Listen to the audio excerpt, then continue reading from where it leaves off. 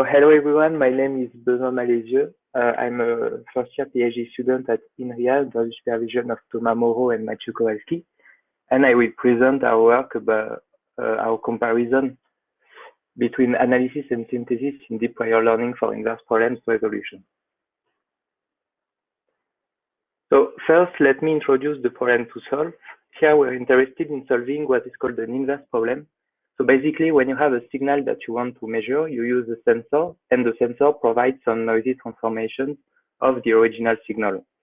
So the goal of an inverse problem is to recover this signal given the observations output by a sensor. So I'm working in a neuroimaging team, and especially in magneto and electroencephalography, and we're interested in the electrical activity of the neurons in the brain. So what we are looking for is a source matrix X, which represents this activity in space and in time. So in order to measure that information, what is done is to place some sensors around the head in order to get the electric or magnetic field intensity. And the sensors provide some time series, and these time series are linked to the source matrix X by a gain matrix, and the gain matrix can be computed using Maxwell's equations. So this is the first example of linear inverse problems. We observe Y and we want to recover X. So more generally, the sensor can be modeled as an operator A, linear or not, which transforms the data. And we have the relation Y equal to A of X plus B, where Y is the vector of observations, X is the unknown signal, and B is a noise. So we will consider that the noise is Gaussian in our case. Now, in order to solve that, you might want to try an OLS. However, in inverse problems, in fact, the matrix A has more columns than rows, and therefore there is an infinite number of solutions. So the problem is ill-posed, and we need to integrate some information about the signal in the model in order to get plausible solution out of it. In fact, a lot of natural signals have simple representations when transformed. This is called the sparsity property, and this is the property that we're going to use in order to solve the problem. So if you think of audio signals, they're very difficult to analyze when you look at them in the time domain. However, if you use a Fourier transform denoted by gamma transpose in order to get their frequency representation, then you notice that a lot of the power of the signal is concentrated on a few frequencies only. And this is the property that we call sparsity. So in order to leverage that information, we need an optimization problem. The first possible formulation is called analysis, and it's made of a data fitting term on the left and of a regularization term on the right. Basically, analysis makes the assumption that there exists a transform gamma transpose, which changes the signal into a sparse representation.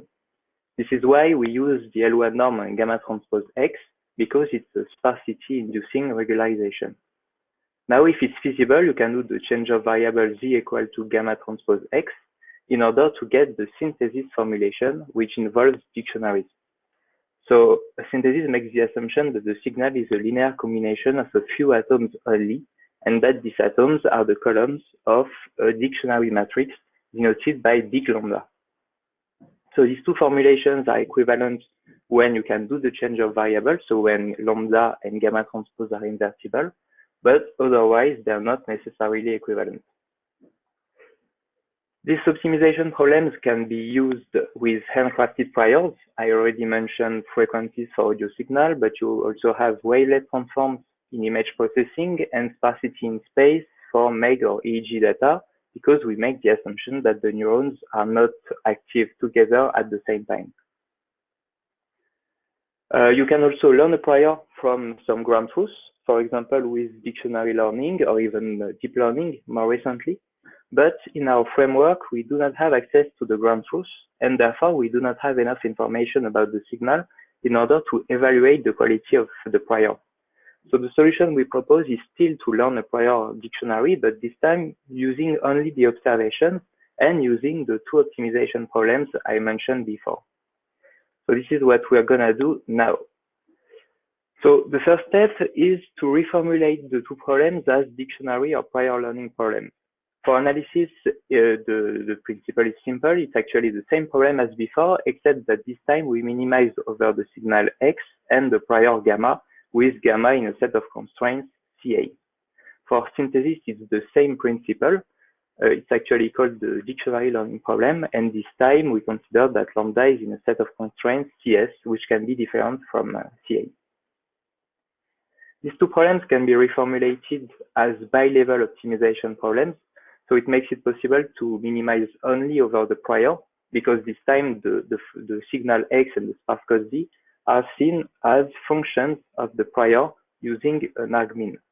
And therefore, the methodology to solve that problem can be the following. First, you have to compute X star and Z star. Then you have to compute the gradient of the loss over the prior.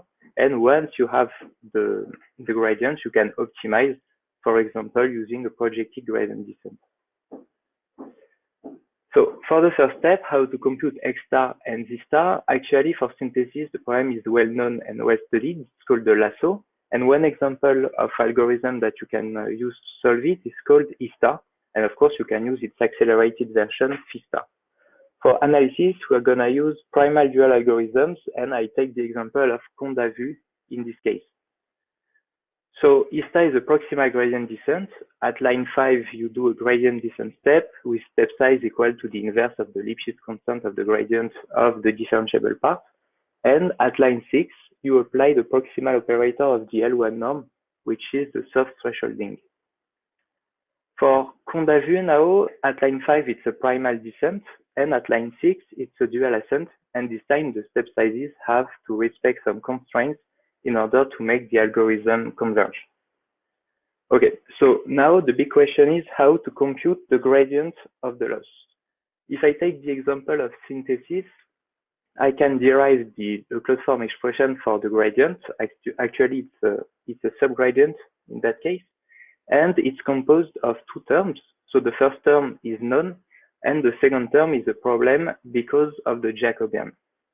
But in fact, there is a theorem called the Dunskin's theorem, which says that if you know the exact value of Z star of lambda, then the second term vanishes, and you can compute the gradient in closed form.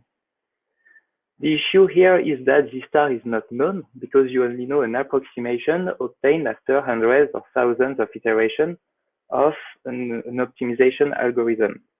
So the first methodology is called alternating minimization, and it consists in considering that the approximation is equal to Z star of lambda. And it reduces to minimizing over Z and then minimizing over the prior when Z is fixed. But here we're going to use another solution based on deep learning and differentiable programming. So in fact, E star can be unrolled and written as a neural network of parameter big lambda with n layers. And then you can do the backpropagation through the algorithm in order to get the exact value of the gradient and do your optimization algorithm.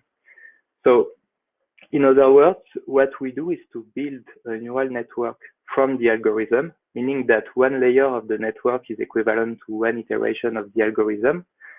The input will be the vector of observations y, and the output will be the sparse code Zn of lambda obtained after n iterations of this optimization algorithm. So I give the example of E star. And the parameter of the network is the dictionary lambda that you want to learn. So the strategy to learn a prior using deep learning in that case is first to compute the approximation Zn of lambda, and after that, compute the gradient of the loss using Zn of lambda and using auto-differentiation. So you can have an exact numerical value of the gradient for this approximation.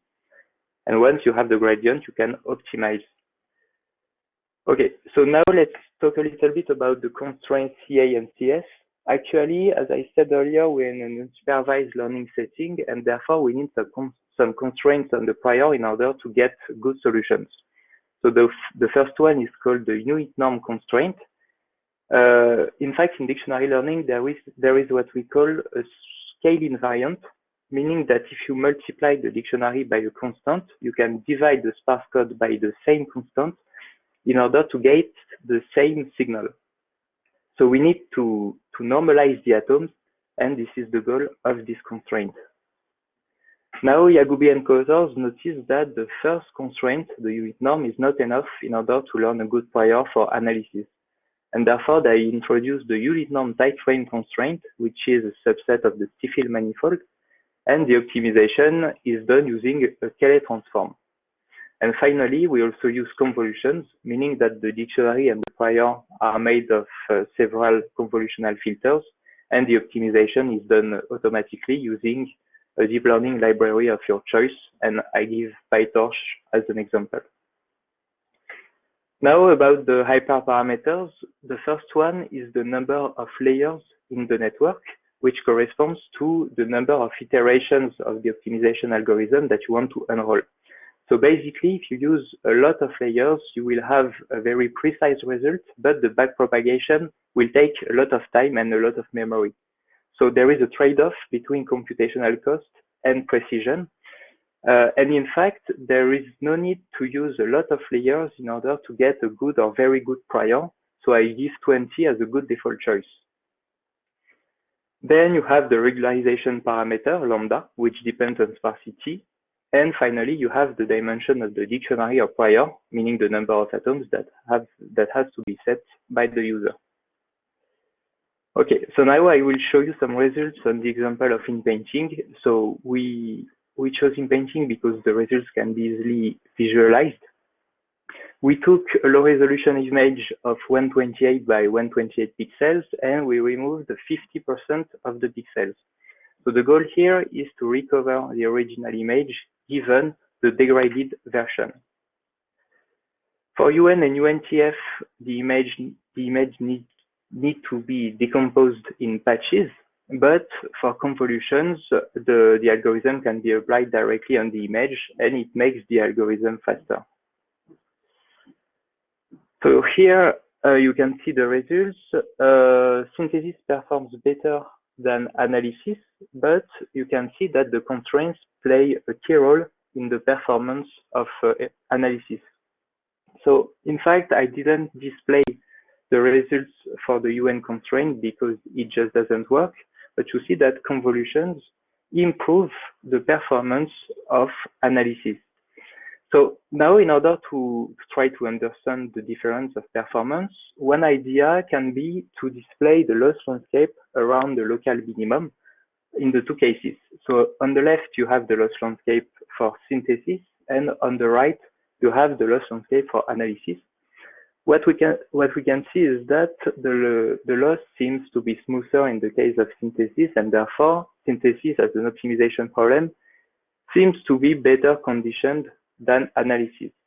Moreover, we observe that synthesis is more robust to random initialization, and therefore it seems that it is the reason why it gives better results. So now a little words about the of the algorithm. The first one is how to set the hyperparameters and how to validate without ground truth. Actually, these are open questions in unsupervised learning in general, and I don't have an answer for that. The second limit is that the results highly depend on the coding matrix A, which can be ill-conditioned, and therefore we would need some theoretical results in order to assert the quality of the solutions that we get. And finally, it's not usable on large-scale data for the moment, so I applied my algorithms on a low dimension image because, in fact, we use a line search gradient descent on the whole data. And in order to apply these algorithms on larger scale data, we would need some stochastic methods, some stochastic optimization methods. Okay, so as a conclusion, I will give you the following take-home message. The first point is that the signal can be expressed as a function of the prior, and auto-differentiation can be used to optimize through a reconstruction algorithm. And the second point is that the dictionary of prior can be learned using the observations without access to any ground truth. Thank you for your attention. Okay, thank you very much, Benoit. My first question is probably a very dumb question, but given your hypothesis for both the synthesis and analysis, is there any way to actually combine these two methods, these two priors? I think it would be possible, but in fact, the problem is that these two optimization problems are very, they need constraints in order to work, and I don't think that it would be possible to learn both of the priors at the same time. It's already difficult to learn one prior, especially for analysis, so I don't think it would be possible. Okay. But it's only my my thinking. When you optimize, you talk about neural network. So is it a classical feed-forward neural network or particular architecture? No, you can see it as a feed-forward neural network. In fact, so it's just it's just that the architecture is equivalent to an optimization algorithm. So I gave the example of ISTA, but you can see that it takes as input the vector of observations y, and it outputs the sparse code, and the loss is it's in fact the lasso. So you just replace z in the lasso by zn of lambda, and you optimize. Yeah. And when you do that, is it possible to identify the prior distribution that you learn, like in lasso or ridge regression, or? I don't know about that. Sorry, I don't have an answer. When you say identify the distribution, what do you mean? So when you had a regularization term like lasso penalization, it's equivalent to add a Laplace distribution on the parameter. And I would like to know that if you have such kind of interpretation in your algorithm. I think if you look at analysis, you can use the Bayesian interpretation. It's more easy to see. You can decompose it. You can decompose it as a Gaussian term, the data fitting term, and then a distribution using an exponential of minus lambda norm of gamma transpose x. So it's a kind of Laplace distribution, but on gamma transpose x for analysis. Yes, but I don't. The first step does not involve gamma, so I'm not sure that it's completely equivalent. But okay, I see that.